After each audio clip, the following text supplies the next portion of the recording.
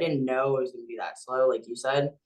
So that was scary. That was definitely scary. But then the next one rolled in and it was a lot better. And then this one rolled in and it was a lot better. So you kind of just have to get used to it. And my anxiety with it isn't really there anymore because Yeah. I know that it's gonna pick back up. Like right now, it's absolutely And crazy. you have a chance to like squirrel away some money too, because Yeah.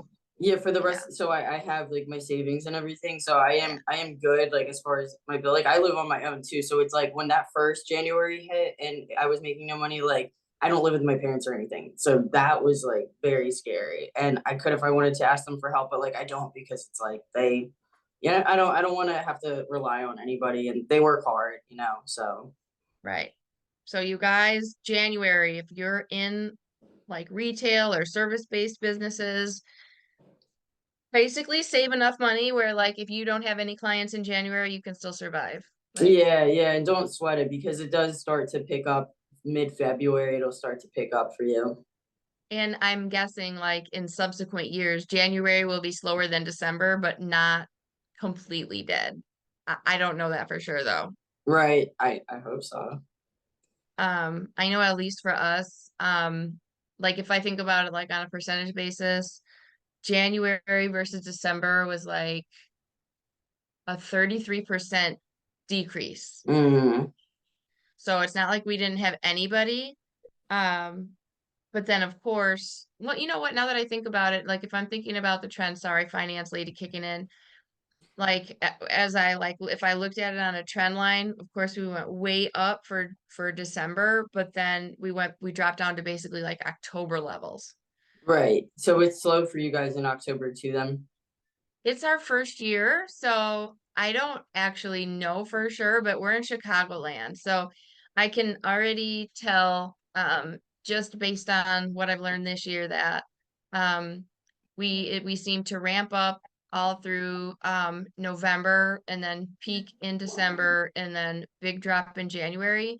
But no, like we weren't necessarily slow in October. We were just steadily growing, Yeah, you were basically. new. You were still new. So I Yeah. guarantee this October it's gonna be because it'll still be busy for you in Yeah, October for yeah, I sure. think so too.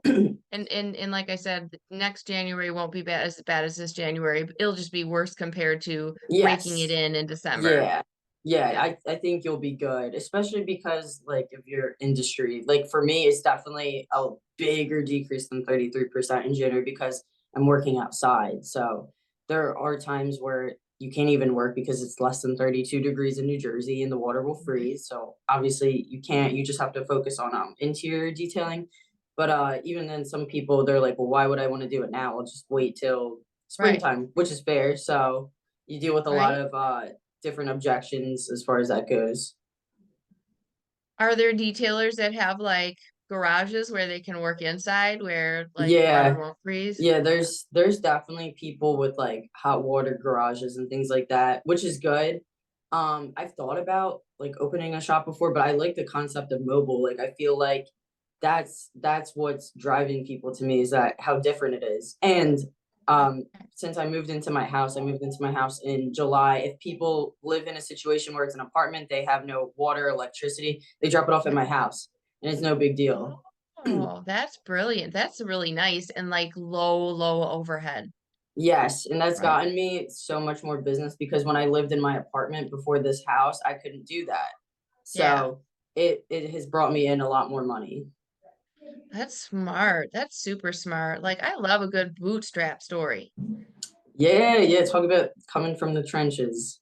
Right? Because like, did you need seed money? Like, must have been a relatively small investment to get Yeah. started. Oh, yeah. So when I started and I was working my job, I only spent the initial investment. I want to say it was like $500, and I just That's not bad. no, because that's all I could afford. Like that's all I had Right. to put out. So I looked into what the necessities were. Yeah. I already have like a Jeep truck and everything. So I just used like my own personal vehicle, which is fine because I could write off the mileage and the cost of the Yeah. vehicle, insurance and everything. So that saves me money actually. And Right. So yeah, it was like 500 bucks. I just got the necessities, and then I started doing organic marketing. So I wasn't spending money on ads at first. I was creating my own content, posting my own content, and then when I started getting clients, I started promoting using Facebook ads and spending a little bit of money. Yeah, and you said you've gotten like really effective in using Facebook ads. How did you learn how to do that? Did you just putz around with it, or did you like hire a coach? I actually, believe it or not, I never paid for any type of coaching or anything or mentor anything until like the blocks when Fill I the met blocks. people. But so what I did was I would just YouTube university everything. Like I would literally just go on YouTube and look up like other detailers how they're setting up their ad copies and everything. Yeah. And Yeah. that's how I started. And then I just added my own spin on it because every demographic is different depending on where you are. So I kind of learned how to Right. tweak it and everything. And now my ad copies do really well. At first, when I would recommend this to anybody just starting out a business, before you run ads for lead generation, make the I guess the goal of the ad more website traffic or more engagement with your profile, because if you only have 30 Instagram followers, you're a little bit less likely for people to just straight buy from you right away. You have to kind of work to Right. that point. So that's what I did. I started with just engagement, and my posts were getting, it was like 50,000 like clicks and stuff like that. Yeah, What? for engagement and like website traffic, like that many clicks, that, and it was like a crazy amount of reach. I think it was like over 100,000 in reach. Dang. That just through organic or like the very like small investment in ads? That was I was putting down money, but it wasn't a lot. It was probably like 50 to 100 bucks. Yeah, like Facebook and Instagram is crazy cheap. It's super cheap. So imagine what you could do with like $750 per month on that. Right, Yeah. right. And then if it's like a good ad as well, sometimes they really take off and do more than you'd expect them to with the ads. Like if you can get good, like you said, if you can get good at, the ad copy itself, yeah, Yeah, then you you know. switch to actual like getting leads in, and then it's usually for detailing, I want to say it's between 15 to $25 per lead typically. That's not bad. No, it's not. I don't know how it is for you guys, if you've like measured that or not. We have, and it depends on where we are, but I mean, sometimes, well, let me think. It it varies between like, I don't know, maybe like 10 to 40. It depends on what we're going after because we have boarding, daycare, and grooming. So it depends on thing. Like a daycare client costs more to get than a grooming client. Yeah, for Because sure. I don't know. I think it's because grooming is not really like seen as a luxury. Like if you have a dog that needs a haircut, vast majority of people don't have the option to do it themselves, don't know somebody that can do it for them, have to pay somebody. Right. But daycare is more of a, I think it's seen as more of a luxury Definitely. Yeah. kind of item because you can just get a crate and put your dog in it when you leave your house. You don't have to, right? You can put the dog in the basement. You can send the Yeah, and dog to it's your usually mother's like house. people are going on vacation or something. Like, so how many times a year are people really going on vacation? So it's a little bit harder, but the grooming definitely. Yeah, grooming is pretty cheap. I mean, there's some days where I can put out like a like $25 ad for like 2 days or something and have like six people call. That's good. It is good. And That's the in super the in good. the and the cool thing about that is if we do a good job, then they'll come back every 6 to 8 weeks till they don't have that dog anymore or they move or something like that. Right, and then you can kind of scale back if you needed to, if you need to like save E- money or anything. Exactly. Yeah, yeah. So I don't know. It just but for boarding it's pretty expensive.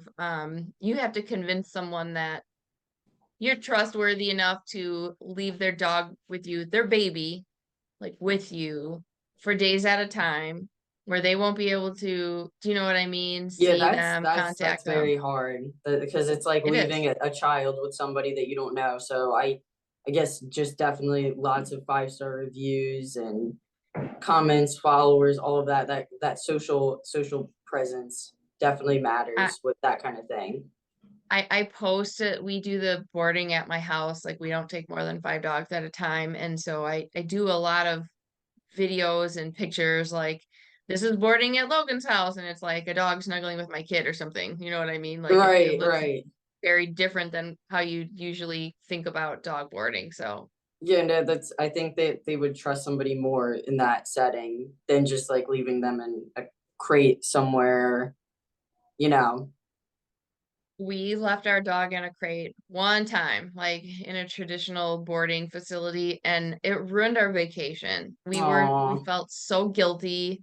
and He was a anxious baby at the probably. time, like yeah, like 7 or 8 months Yeah, old, and we're like, oh my God, he's stuck in a lonely cage by himself for these 5 days or whatever. Like it was that's really terrible. Yeah. sad. Yeah. It So it, I it mean, is sad. But yeah, when it's we traditional got boarding though. It's traditional boarding. They're exactly, by yeah. themselves and Whenever if me and my roommate go away at the same time, we have her mom thankfully to like come over and watch the dog, and I have two chinchillas as well, so everybody gets oh, taken you care do? of. Yeah, everybody gets taken care of. So yeah, they're awesome. Chinchillas are awesome. Off topic, how did you get into chinchillas? They're so freaking cute, so just furry and sweet and soft. They're awesome. Yeah, so I have a friend who has one. And so I was always like when I would go to her house, I would play with him and I was just like, "Oh my God, he's so cool," because I never saw one in person. And the day that she got him, she brought him over in like the little box and he was so tiny. He was like this big, but he was like all puffy and I was like, I need one. I was like, I need a companion because I was like completely alone. So I Yeah. got mine from an exotic pet store. I think like a month after he was born, he was super tiny. He's all black. He's like black and shiny and just like looks like cashmere. He's so pretty. Oh, how long do chinchillas live? 10 to 13 years. Okay, all right. Yeah, Yeah, that's not like a gerbil where it's like 2 years or no, whatever. and they're only 2 and 3, so they're young. Oh, are they both black? No, so the one is gray, and then the other is black. That's so cool. Now I feel like I haven't thought about chinchillas for a long time, but now I want one. Like I used to work at a pet store and Yeah, I loved they would move really fast though. they're so funny. Like they love to climb and zoom around. They're pretty low maintenance, honestly, aside from making sure that your house is the correct temperature because they overheat very fast. Oh, So really? I keep my house Okay. at between 68 and 72 usually because if you're in like the 75, 77 range, it's not good for them. They get really hot. Oh. So All yeah. right. Well, that's something I'm gonna do later. Go Yeah, look up if you need chinchillas help, and I'll send you some information on them because they do have like weird things about them where they're very temperature sensitive. So yeah. Oh, that sounds so cool. Okay. All right. So, in the spirit of the series, do you have any stories about errors, mistakes, took the long way around when there was a shortcut, or maybe you took a shortcut and you should have done it the long way? Anything like that to share with the folks? yeah, I think when I first started, I was so young. I just turned 23 and I took a lot of shortcuts, but I don't even think I was purposely taking shortcuts. I think I just wasn't educated enough in business and the subject